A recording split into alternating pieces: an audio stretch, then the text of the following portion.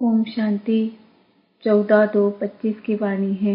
मीठे बच्चे, तुम्हें श्रीमत मिली है कि आत्माभिमानी बन, पाप को याद करो। किसी भी बात में तुम्हें आर्ग्यू नहीं करना है। प्रश्न, बुद्धि योग स्वच्छ बन पाप से लग सके, उसकी युक्ति कौन सी रची हुई है? उत्तर, 7 दिन की भट्टी। कोई भी नया आता है तो उसे 7 दिन के लिए भट्टी में बिठाओ, जिससे बुद्धि का किचड़ा निकले और गुप्त बाप, गुप्त पढ़ाई और गुप्त वर्षे को पहचान सके। अगर ऐसे ही बैठ गए तो मूंझ जाएंगे, समझेंगे कुछ नहीं। गीत, जाग सजनिया जाग। ओम शांति। बच्चों को ज्ञानी तू आत्मा बनाने के लिए ऐसे ऐसे जो गीत हैं वह सुनाकर फिर उसका अर्थ करना चाहिए तो वाणी खुलेगी। मालूम पड़ेगा कि कहाँ तक सृष्टि के आदि मध्य अंत का ज्ञान बुद्धि में है। तुम बच्चों की बुद्धि में तो ऊपर से लेकर मूल वतन, सूक्ष्म वतन, स्थूल वतन के आदि मध्य अंत का सारा राज जैसे कि चमकता है। बाप के पास भी यह ज्ञान है जो तुमको सुनाते हैं। यह है बिल्कुल नया ज्ञान।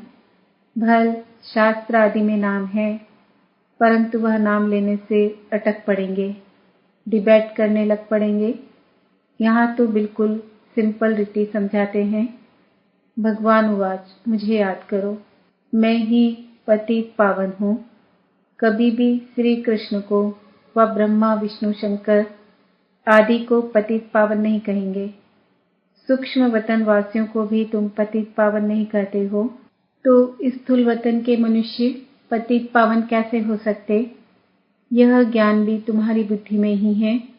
शास्त्रों के बारे में जास्ती आर्ग्यू करना अच्छा नहीं है। बहुत वाद विवाद हो जाता है, एक दो को लाठियां भी मारने लग पड़ते हैं। तुमको तो बहुत सहज समझाया जाता है। शास्त्रों की बातों में टू मच नहीं जाना है। मूल बात है ही आत्म अभिमानी बनने की। अपने को आत्मा समझना है और बाप को याद करना है। यह श्रीमत है मुख्य, बाकी है डिटेल। बीज कितना छोटा है, बाकी झाड़ का विस्तार है। जैसे बीज में सारा ज्ञान समाया हुआ है, वैसे यह सारा ज्ञान भी बीज में समाया हुआ है। तुम्हारी बुद्धि में बीज और झाड़ आ गया है। जिस प्रकार तुम जानते हो और कोई समझ न सके। झाड़ की आयु ही लंबी लिखती है।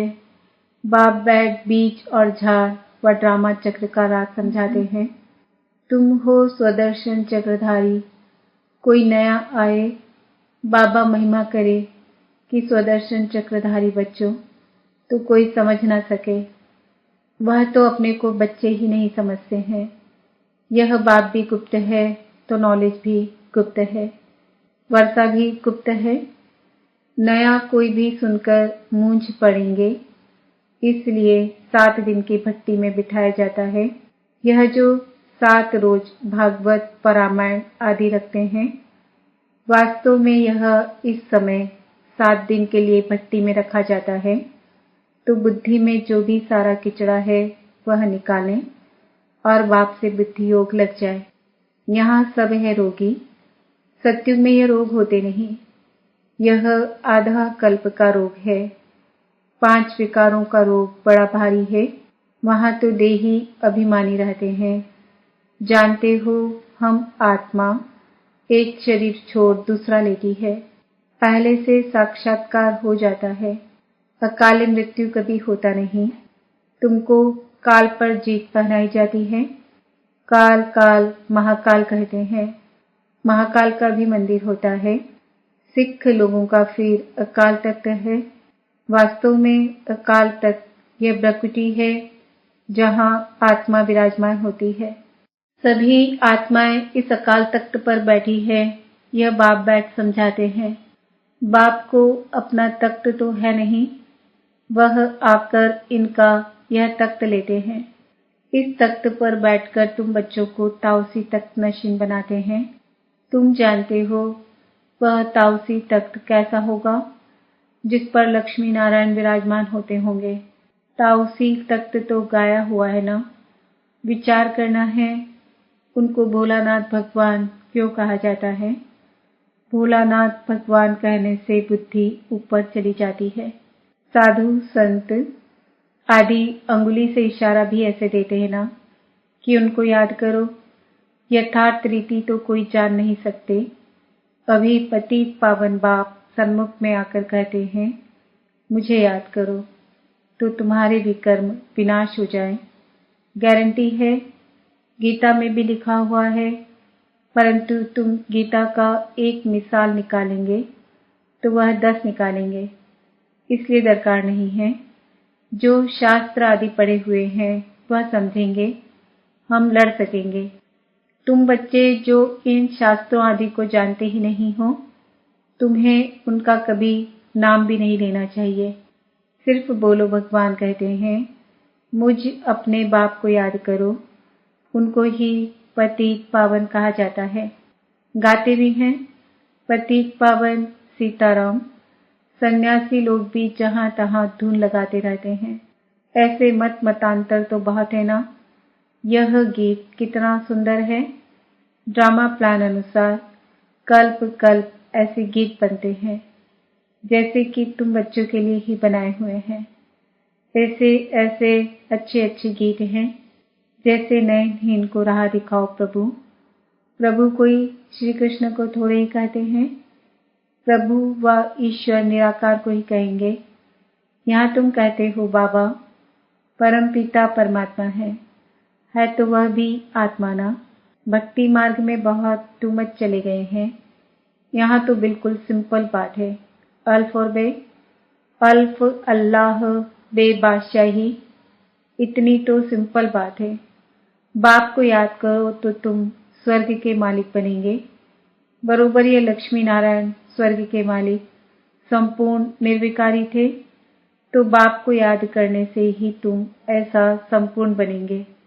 जितना जो याद करते हैं और सर्विस करते हैं उतना वह ऊंच पद पाते हैं। वह समझ में भी आता है। स्कूल में स्टूडेंट समझते नहीं है क्या कि हम कम पढ़ते हैं। जो पूरा अटेंशन नहीं देते हैं तो पिछाड़ी में बैठे रहते हैं, तो जरूर फेल हो जाएंगे।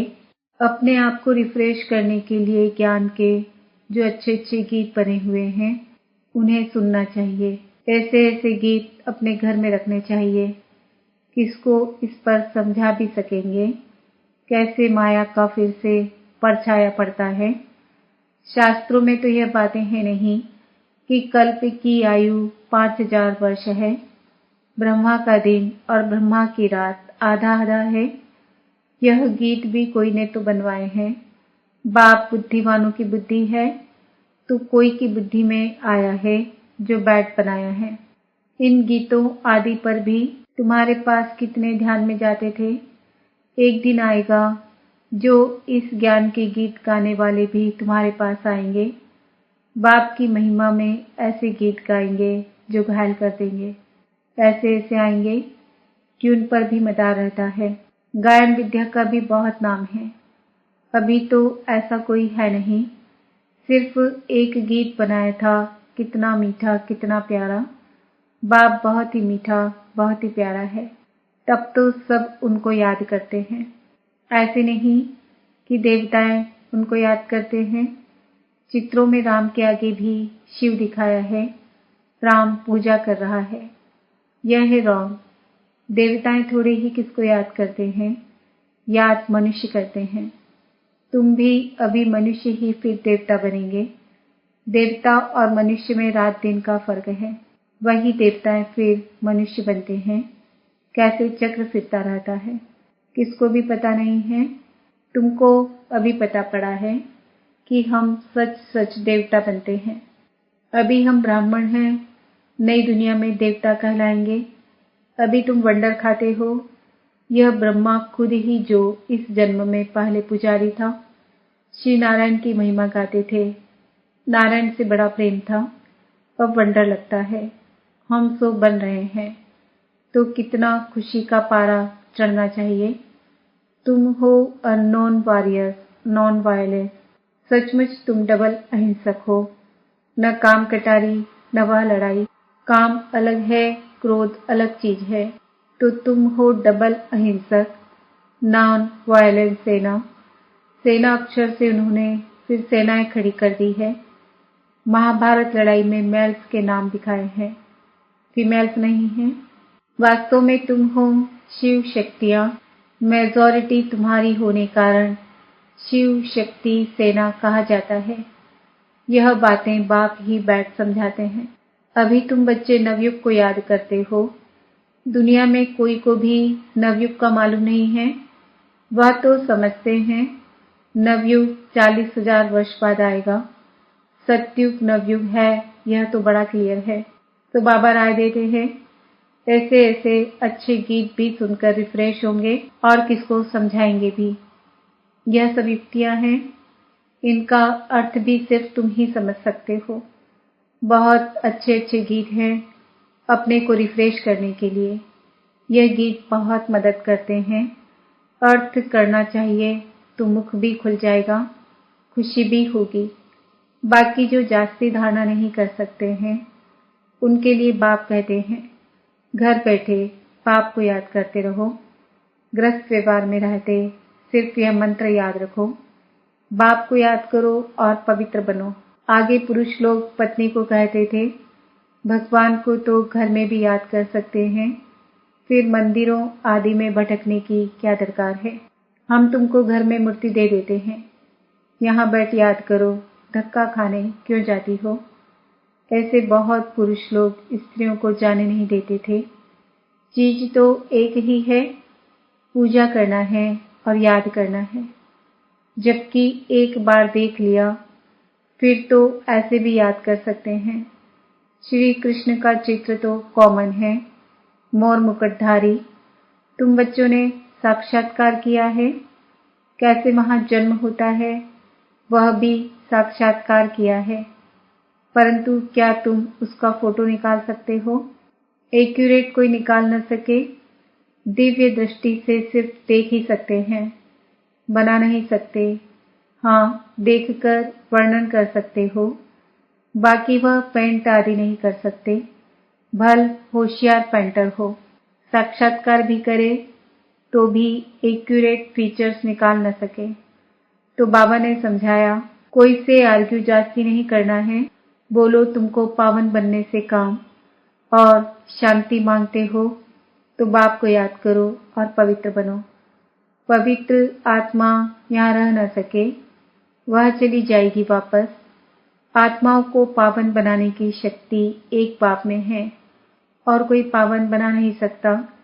तुम बच्चे जानते हो यह सारी स्टेज है, इस पर नाटक होता है। इस समय सारी स्टेज पर रावण का राज्य है, सारे समुद्र पर सृष्टि खड़ी है।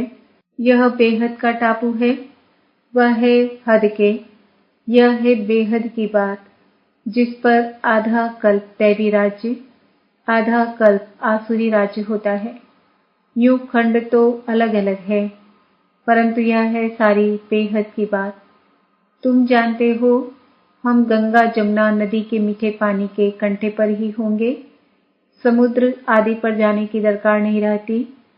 यह जो द्वारिका कहते हैं वह कोई समुद्र के बीच होती नहीं है। द्वारिका कोई दूसरी चीज नहीं है। तुम बच्चों ने सब साक्षात्कार किए हैं।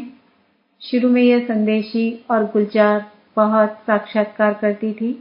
इन्होंने बड़े पाठ बजाए हैं, क्योंकि भट्टी में बच्चों को बहलाना था, तो साक्षात्कार से बहुत बहुत पहले हैं। बाप कहते हैं फिर पिछाड़ी में बहुत बहलेंगे। वह पाठ फिर और है, गीत भी है ना, हमने जो देखा सो तुमने नहीं देखा। तुम जल्दी जल्दी साक्षात्कार करते रहेंगे।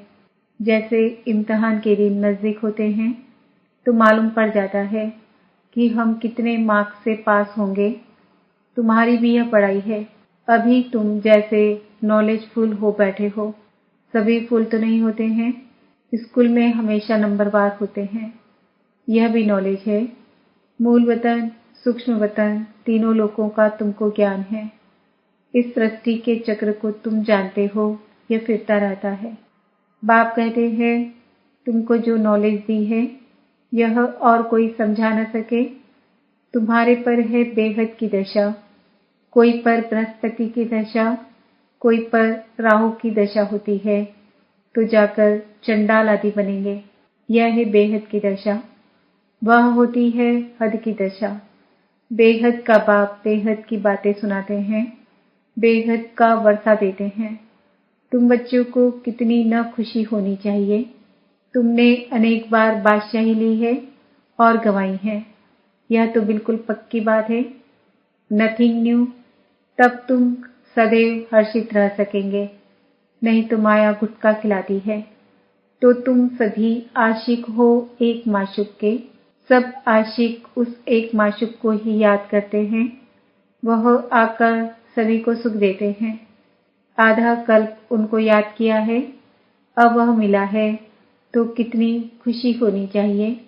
अच्छा, मीठे मीठे सिकिंदे बच्चों प्रति माता पिता बाप दादा का याद प्यार और गुड मॉर्निंग। रूहानी बाप की रूहानी बच्चों को नमस्ते। हम रूहानी बच्चों की रूहानी माता पिता बाप दादा का याद प्यार गुड मॉर्निंग नमस्ते ओम शांति। धारणा के लिए मुख्य सार, सदैव हर्षित रहने के लिए नथिंग न्यू का पाठ पक्का करना है। बेहद का बाप हमें बेहद की बादशाही दे रहे हैं, इस खुशी में रहना है। ज्ञान के अच्छे अच्छे गीत सुनकर स्वयं को रिफ्रेश करना है, उनका अर्थ निकालकर दूसरों को सुनाना है। वरदान, माया के संबंधों को डाइवर्स दे, बाप के संबंध से सौदा करने वाले माया जीत मोह जीत भव। अब स्मृति से पुराना सौदा कैंसिल कर सिंगल बनो। आपस में एक दो के सहयोगी भल रहो, लेकिन कंपेनियन नहीं। कंपेनियन एक को बनाओ तो माया के संबंधों से डाइवर्स हो जाएगा। माया जीत मोह जीत विजयी रहेंगे। अगर जरा भी किसी में मोह होगा तो तीव्र पुरुषार्थी के बजाय पुरुषार्थी बन जाएंगे। इसलिए क्या भी हो कुछ भी हो, खुशी में नाचते रहो। मिरुआ मौत मलु का शिकार, इसको कहते हैं नष्टो मोहा। ऐसा नष्टो मोहा रहने वाले ही विजय माला के दाने बनते हैं। स्लोगन, सत्यता की विशेषता से डायमंड की चमक को बढ़ाओ। आज का सुमान है, मैं आत्मा माया जीत मोह जीत हूँ। आज के अव्यक्त इशारे, एकांत प्रिय बनो, एकता और एकाग्रता को अपनाओ। बाप दादा चाहते हैं कि हर बच्चा एक रस श्रेष्ठ स्थिति के आसनधारी एकांतवासी अशरीरी एकता स्थापक इकोनॉमी का अवतार बने। एक दो के विचारों को समझ सम्मान दें, एक दो को इशारा दें, लेन देन कर आपस में संगठन की शक्ति का स्वरूप प्रत्यक्ष करें, क्योंकि आपके संगठन के एकता की शक्ति सारे ब्राह्मण परिवार को संगठन में लाने के निमित्त बनेगी।